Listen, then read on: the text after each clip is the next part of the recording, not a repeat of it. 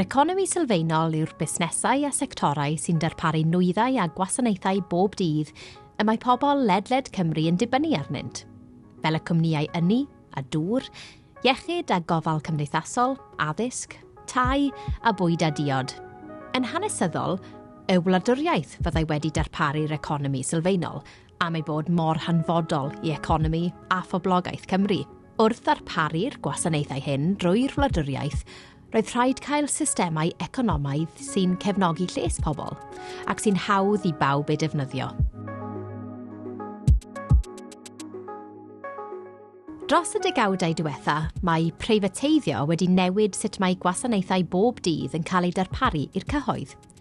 Mae cwmnïau rhyngwladol o'r tu allan i Gymru wedi dod yn rhan gynyddol o ddarparu gwasanaethau.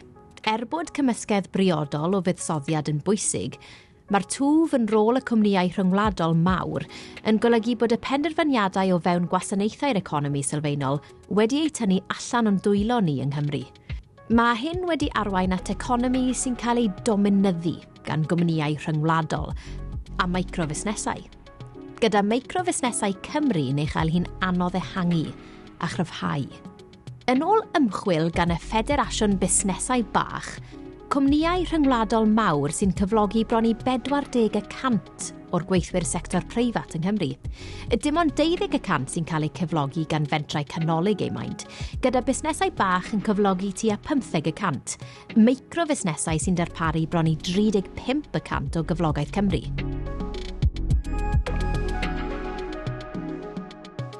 Mae cyfoeth a gynhyrchir gan fusnesau cynhenid yn tueddu i aros o fewn eu cymunedau. Ar y llaw arall, mae swm sylweddol o'r elw sy'n cael ei wneud gan y busnesau mawr yn yr economi sylfaenol, elw sy'n cael ei greu drwy werthiant i bobl Cymru a gwaith caled gweithwyr Cymru, yn gadael y wlad. Mae hyn hefyd yn golygu y gall cyflogaeth fod yn fwy ansicr. Mae amcan gyfrifon yn dangos y gallai hyd at 40% o gyflogaeth y sector preifat yng Nghymru gael ei golli, os bydd cynigion buddsoddi mwy deniadol ar gael mewn gwledydd eraill. Mae'r risg hon hyd yn oed yn fwy yn dilyn Covid-19 a Brexit, fel y dangoswyd pan geoed ffatri Ford ymhen y Bondarogwr yn 2020. Effaith sylweddol arall yw bod penderfyniadau ynghylch sut i fuddsoddi mewn busnesau a'r ymchwil ar datblygu sydd ei hangen yng Nghymru yn digwydd ymhell tu hwnt i'r ffin. Rydym yn galw hyn yn echdynnu cyfoeth. Yn llythrennol, tynnu'r cyfoeth o gymunedau Cymru a roi ymhocedi'r busnesau mawr rhyngwladol. Mae'r math hwn o echdynnu cyfoeth wedi arwain at economi lle nad yw gweithgarwch busnes bob amser o fydd i'r cymunedau sy'n creu'r gwerth. Hefyd, mae incwm cyfartalog yn mynd i lawr ac mae tlodi'n tyfu. Ymhen arall y sbectrwm, mae'r echdynwyr yn ffynnu. Mae nifer y biliwnyddion yn y Deyrnas Unedig wedi dyblu yn y degawd diwetha. Beth fyddai'r gwrthwyneb i echdynnu cyfoeth? Wel, busnesau sy'n caniatáu i'r elw a'r cyfoeth gylchredeg o fewn economi Cymru, felly ei fod yn para'n hirach ac o fydd i bobl Cymru. Mae'r mathau hyn o fusnesau a elwyr yn fusnesau cynhyrchiol yn cynnwys busnesau bach a chanolig, microfusnesau, mentrau cymdeithasol, cwmnïau cydweithredol ac elusennau masnachol. Mae'r mathau hyn o fusnesau yn fwy tebygol o gylchredeg eu cyfoeth ymhlith y boblogaeth leol drwy gadw eu helw a'i buddsoddiad yn lleol i dalu cyflogau da i bobl a rhoi telerau ac amodau da iddynt. Ac maent yn llai tebygol o adael bro, oherwydd ei bod wedi ei gwreiddio yn eu cymunedau. Gan ddod yn ôl at yr economi sylfaenol, mae cyfle i'r busnesau cynhyrchiol hyn, gan gynnwys busnesau bach a chanolig, dorri gafael y busnesau mawr echdynol ar yr economi.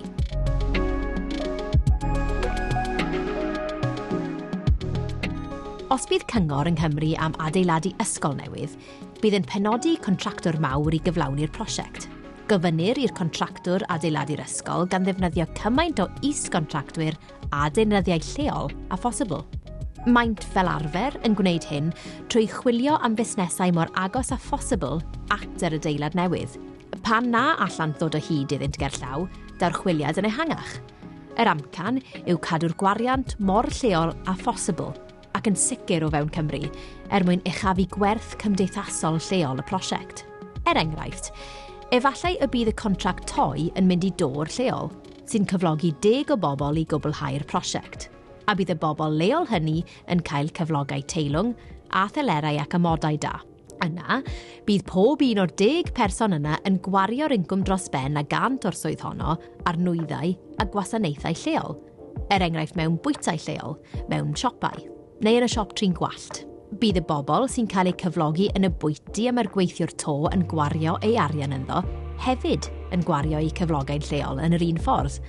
Ac felly mae'n mynd ymlaen i lawr y gadwyn gan ychwanegu heinau a heinau o wariant lleol i hybu'r economi leol, diogelu a chreu swyddi da a llesiant i gyd o fewn pellter byr i adeiladu'r ysgol, prynu yn nes at adref.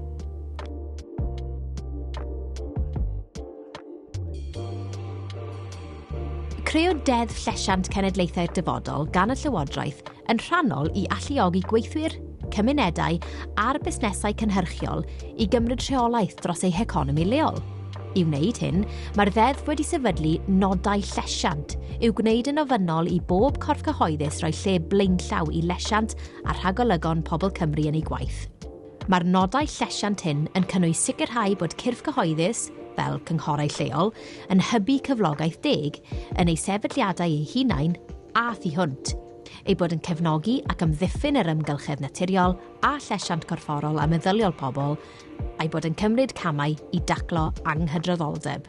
Un o'r ffyrdd y gall y cyrff cyhoeddus wneud hyn yw drwy gefnogi economi gynhyrchiol leol, wrth gaffael a chomisiynu gwasanaethau a thrwy helpu busnesau a sefydliadau cymunedol lleol. Gallant ystyried y nodau llesiant hefyd, drwy fod yn gyflogwyr da a theg, a meddwl yn ofalus am y modd y maent yn defnyddio'r tir a'r asedau a maent yn berchen arnynt.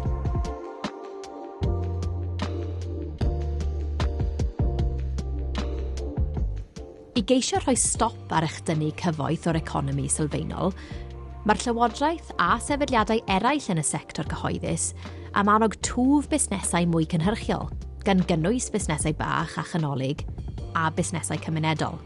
Yn benodol, wrth gaffael nwyddau a gwasanaethau, mae'r sector cyhoeddus eisiau rhoi mwy o gyfleoedd i'r busnesau hyn ddod yn rhan o'r cadwyni cyflenwi. Mae hyn yn golygu bod gennych chi fel busnes bach gyfle i ennill rhai o'r contractau hynny. Hefyd, gall busnesau bach uchelgeisiol gynyddu a cheisio ennill mwy o alw cyfanredol, gan helpu cynyddu'r cnewyllyn o fusnesau canolig galluog sydd â'i gwreiddiau ledled Cymru.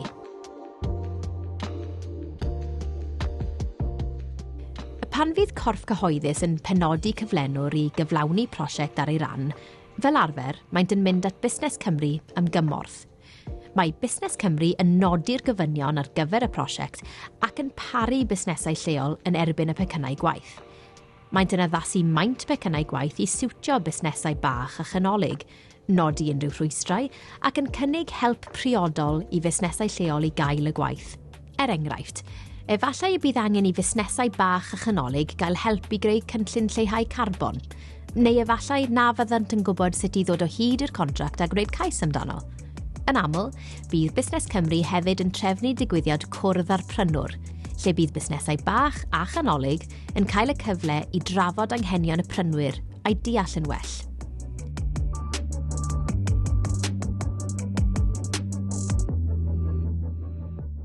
Yn ogystal â rôl sydd gan busnesau bach a chanolig a busnesau cymunedol o ran cadw'r cyfoeth yn lleol yn economi sylfaenol Cymru, mae gan gyrff cyhoeddus hefyd ddiddordeb ynoch chi am eich bod mewn sefyllfa dda iawn i'w helpu i ddeall yr anghenion a'r dirwedd fusnes, yn ogystal â chefnogi cyflawni cynlluniau llesiant lleol.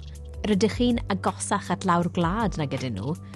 Rydych chi'n gwybod beth sydd ei angen ar eich cwsmeriaid a'ch gweithwyr, sut mae'r busnesau eraill yn y fro yn dod ymlaen, a pha wasanaethau sydd ei hangen ar eich cymuned. Mae'r math hwn o wybodaeth ar lawr gwlad yn hanfodol i wasanaethau cyhoeddus i deilwra gwasanaethau'r dyfodol a mireinio cymorth busnes a systemau eraill, fel ei bod yn gweithio'n well i fusnesau, gweithwyr a chymunedau cynhyrchiol lleol.